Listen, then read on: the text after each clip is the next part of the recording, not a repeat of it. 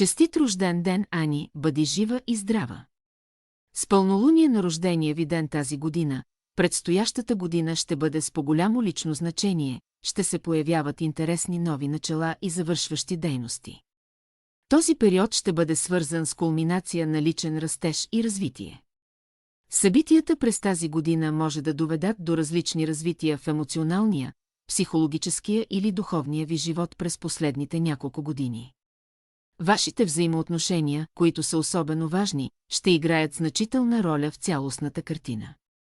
Може също така да има увеличена активност в професионалния и обществения ви живот, което да създаде конфликт с домашните и личните ви цели. През тази година животът ви няма да бъде умерен. Връзки се създават или прекъсват, или вашият фокус върху работата може да се промени, докато един фокус избледнява, за да направи място за нова посока. Проект може да бъде завършен и да даде плодове. Предстоящата година със сигурност ще бъде много заета и динамична, като ще ви държи ангажирани и развълнувани.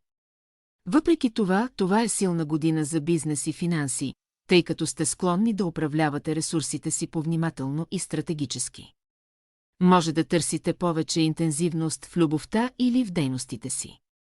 Ставате по-осъзнати за важността на здравословните отношения и интимността.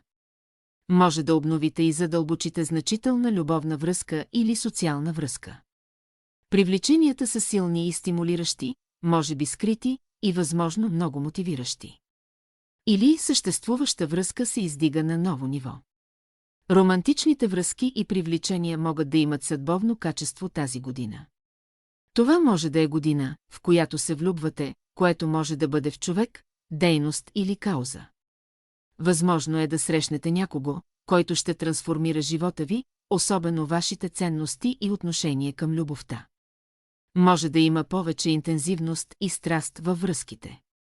Финансите ви също могат да се подобрят с увеличена способност да стратегизирате и да намалите ненужните разходи. Независимо от това, може да има и повече хумор и забавление в живота ви тази година. Вие сте щедри, готови да се смеете и да се наслаждавате, и пълни със сърце. Това е добър период за привличане на полезни или интересни хора в живота ви, включително в любовния ви живот. Може да получите финансова подкрепа или специални подаръци през този период. Тъй като търсите малко повече от любовния си живот, вероятно ще го получите. Може да се влюбите или да подобрите съществуваща връзка. Готови сте да споделите своята креативност. Нови интереси, забавления, отдих и приятелства са на фокус. Това е чудесен период за приятни, вълнуващи лични и социални взаимоотношения. Вие сте по-спонтанни или демонстративни в социалния си живот, но може би бързо се отекчавате или разсейвате. Непредвидени привързаности могат да се развият внезапно, а връзките могат да съдържат изненади или нови подходи. Може да се освободите от стари модели на взаимоотношения или да промените начина, по който се наслаждавате на себе си. Различни удоволствия и развлечения могат да играят значителна роля тази година. Тази година сте по-любопитни и изразителни, искате да учите или да споделяте, и можете да го направите настървено. Най-добре да внимавате за нетърпение или нервност, това е отличен момент за умствени занимания и лични интереси. Може да откриете нови и подобрени начини на свързване, грижа и лечение през този период. Може да има посилно усещане за свобода и насърчение в домашния ви свят. Може да бъдете активно ангажирани с работа в екип и сътрудничество с други тази година и вероятно ще поемете лидерската роля. Вашите взаимоотношения могат да повишат увереността ви или да ви насърчат да правите нови неща. Вашите страсти са разпалени. Връзката с Марс в вашата натална карта е силна за страст в отношенията ви или за ново начало в връзка. Вие сте интелигентни в привеждането на целите си в действие и искате да проектирате и планирате нещата добре.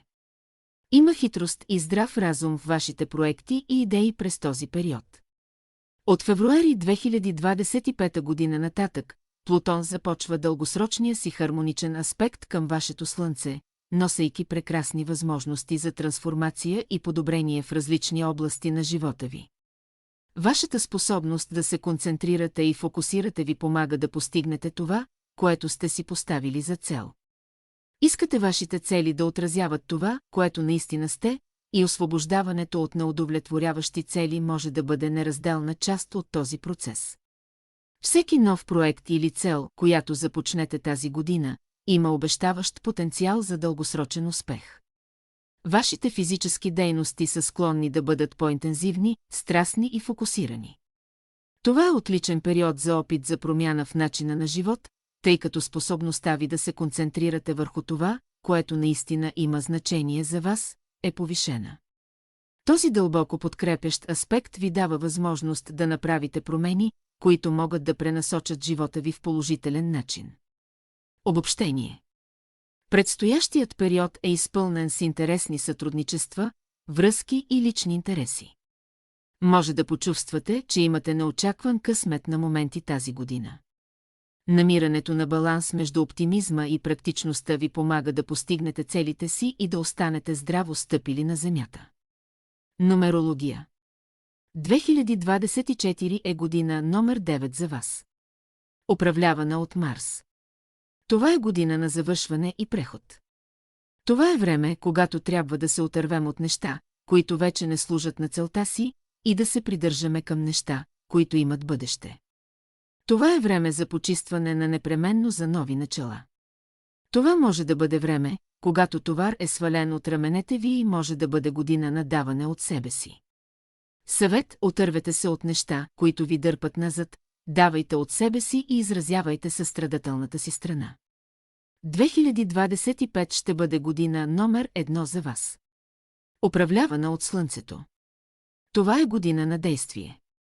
Семената, които посеете сега, ще поженете по-късно. Другите може да ви намират по-малко общителни, тъй като сте позаети от всякога и се фокусирате върху дейностите и нуждите си. Все пак, вие сте открити и вашата инициатива е по-силна от всякога. Съвет: действайте.